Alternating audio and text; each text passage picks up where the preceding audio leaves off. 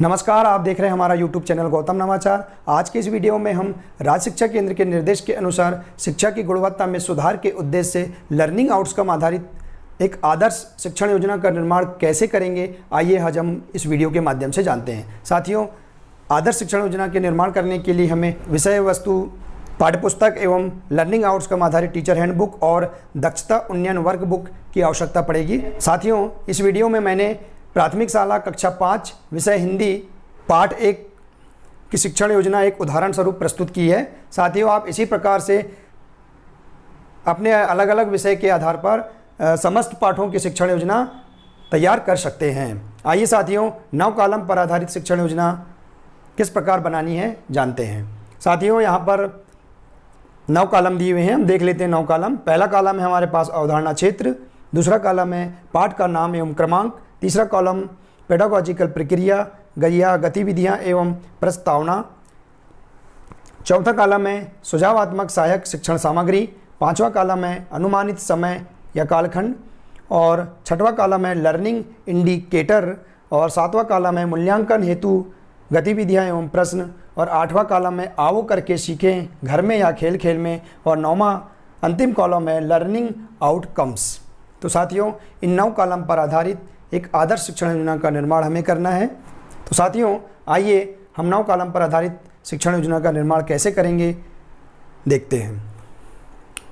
साथियों, सबसे पहले हमारे पास एक कॉलम दिया हुआ है अवधारणा क्षेत्र। अवधारणा क्षेत्र क्या है, हम इसको सबसे पहले समझ लेते हैं कि अवधारणा क्षेत्र यानी होता है इसी कक्षा से संबंधित समस्त पाठ्य पुस्तक को मुख्य रूप से कुछ चिन्हित क्षेत्रों में विभाजित किया जाता है, और ये चिन्हित क्षेत्र ही क्या कहलाते हैं, अवधारणा क्षेत्र कहलाते हैं। जैसे साथियों, यदि हम किसी पाठ को पढ़ा रहे हैं और उस पाठ में हमें बच्चों को क्या क्या सिखाना है, वे चिन्हित क्षेत्रों को हम इस अवधारणा क्षेत्र वाले कॉलम में लिख देंगे। जैसे कि मैंने यहाँ एक पाठ उदाहरण स्वरूप लिया हुआ है, पाठ 1 पुष्प की अभिलाषा। अब हम इस पाठ 1 में हम बच्चों को क्या क्या सिखाना चाहेंगे या क्या क्या सिखाएंगे, उन चिन्हित क्षेत्रों को हम इस कॉलम में लिख देंगे। जैसे मैंने यहाँ लिखा हुआ है अवधारणा क्षेत्र वाले कॉलम में मैंने लिखा है, पहला पॉइंट है कविता का हाव भाव के साथ वाचन करना। मतलब ये जो कविता है उसका हम बच्चों के सामने हाव भाव के साथ हम वाचन करेंगे। फिर अगला है देश प्रेम, त्याग और बलिदान की भावना का विकास करना। बच्चों में देश प्रेम, त्याग और बलिदान की भावना का विकास करना। इसी प्रकार से ये पॉइंट हो गया, देश प्रेम, त्याग और बलिदान की भावना का विकास करना। पर्यायवाची शुद्ध वर्तनी लेखन का अभ्यास, संज्ञा और क्रिया की पहचान हैं, दीक्षा ऐप पर उपलब्ध वीडियो। तो इस प्रकार से हम अवधारणा क्षेत्र वाले कॉलम में इस प्रकार के हम पॉइंट को लिख सकते हैं। अब दूसरा पॉइंट है साथियों पाठ का नाम या क्रमांक। तो हम उस विषय का कौन सा पाठ पढ़ा रहे हैं बच्चों को, उसका नाम हम यहाँ लिख देंगे। जैसे मैंने यहाँ पर पाठ 1 पुष्प की अभिलाषा पढ़ाया है, तो मैं उसको यहाँ पर लिख दूंगा। अब अगला तीसरा कॉलम है पेडागॉजिकल प्रक्रिया या गतिविधियाँ एवं प्रस्तावना। तो साथियों, हम जान लेते हैं कि पेडागॉजिकल प्रक्रिया क्या होती है। तो साथियों, एक अच्छी पेडागॉजिकल प्रक्रिया वह है जो बाल केंद्रित होना चाहिए और प्रारंभिक स्तर की होना चाहिए और बहुत ही रोचक होना चाहिए, और इसमें बहुत ही रोचक ढंग से कविता, कहानी और अन्य गतिविधियों के माध्यम से पेडागॉजिकल प्रक्रिया को प्रस्तुत की जाना चाहिए और बच्चों को अवसर भी प्रदान किए जाने चाहिए। तो साथियों, इस प्रकार से पेडागॉजिकल वाले कॉलम में हम ऐसी जानकारी भर सकते हैं। आइए, मैंने यहाँ उदाहरण स्वरूप भरा है, शिक्षक बच्चों को कक्ष में कविता का हाव भाव के साथ वाचन करेंगे। जो शिक्षक होंगे वो कक्ष में या बच्चों के बीच में जो हम पाठ पढ़ा रहे हैं, जो कविता है या कहानी है, उसका हम हाव भाव के साथ वाचन करेंगे।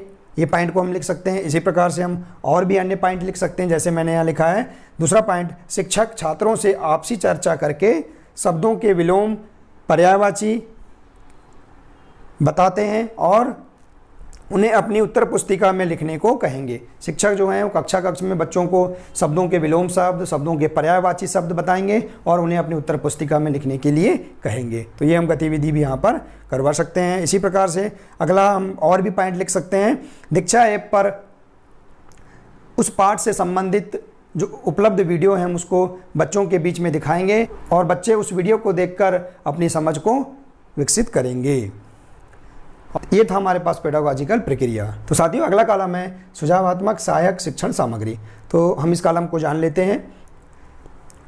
शिक्षक कक्ष में पाठ्य पुस्तक के अलावा और भी अन्य जो सामग्री का उपयोग करते हैं उसे हम क्या बोलते हैं, सुझावात्मक सहायक शिक्षण सामग्री कहते हैं या TLMs कहते हैं। जैसे मैंने यहाँ पर इस पाठ से संबंधित जो सामग्री का उपयोग किया है इसको हम यहाँ इस कॉलम में लिख देंगे। जैसे हमने लिखा है उदाहरण स्वरूप पर्यायवाची एवं विलोम शब्द कार्ड। मैंने कक्ष में बच्चों को पर्यायवाची और विलोम शब्द वाले कार्ड दिखाया। इसी प्रकार से अगला है संज्ञा क्रिया शब्द कार्ड, मतलब संज्ञा और जो क्रिया शब्द वाले जो कार्ड हैं उनको भी हम बनाकर वो दिखा सकते हैं।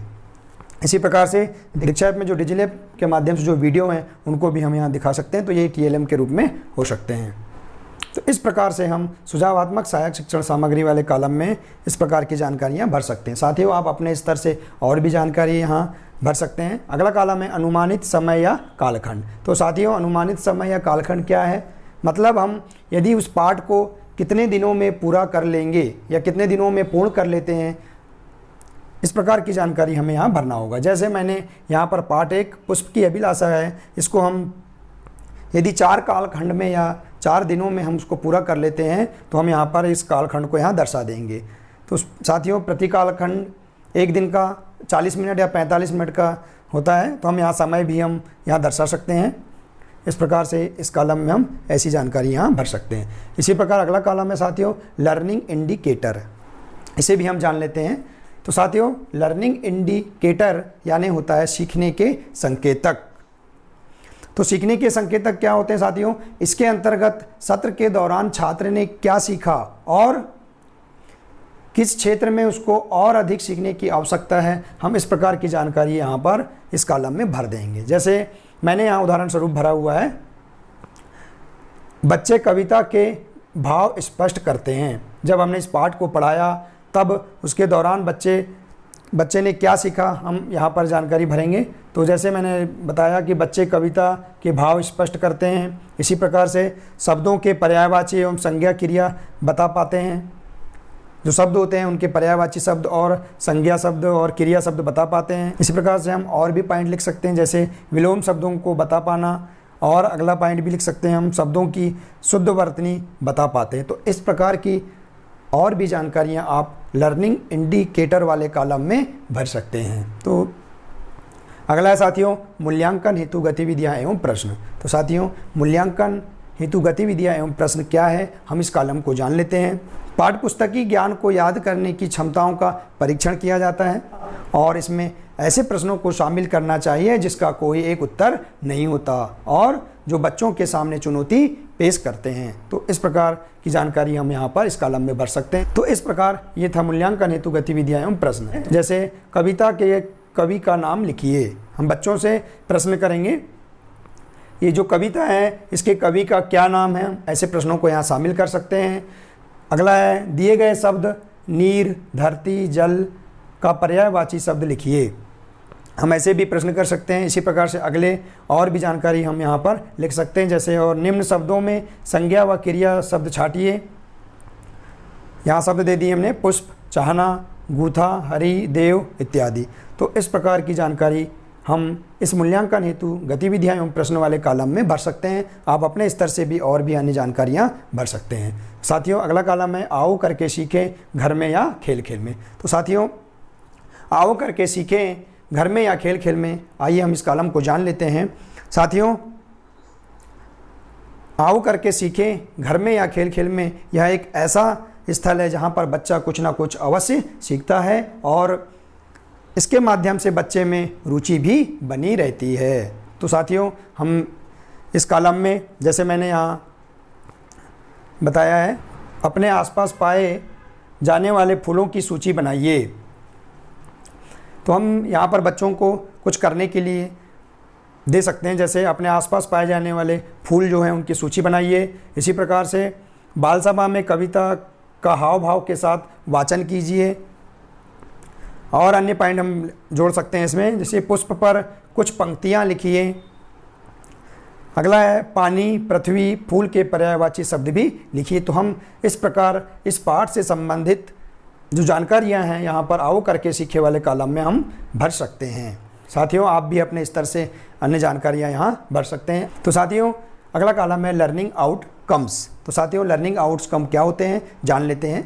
तो लर्निंग आउटकम्स का मतलब होता है अधिगम या प्राप्ति। तो साथियों, प्रत्येक पाठ के बाद या पढ़ाने के बाद बच्चे ने क्या प्राप्त किया हम इस कॉलम में दर्शाएंगे। जैसे हमने इस पाठ को पढ़ाया है, उसके बाद अंत में बच्चे ने क्या प्राप्त किया हम इस कॉलम में भर देंगे। जैसे मैंने यहाँ भरा है, बच्चे कविता धारा प्रवाह उतार चढ़ाव के साथ पढ़ लेते हैं एवं पढ़ी हुई कविता या कहानी का अर्थ अपने शब्दों में बता पाते हैं। इस प्रकार की जानकारी मैंने भरा है।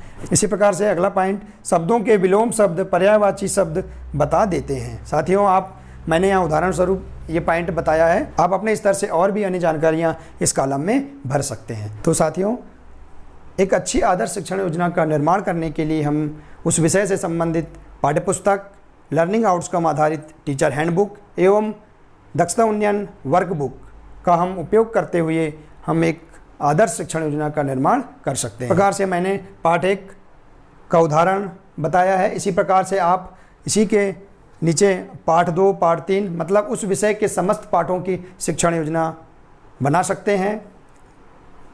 तो साथियों, निवेदन करना चाहूँगा कि यदि मेरा ये वीडियो आपको अच्छा लगा हो तो इसे लाइक और शेयर करना ना भूलें। धन्यवाद।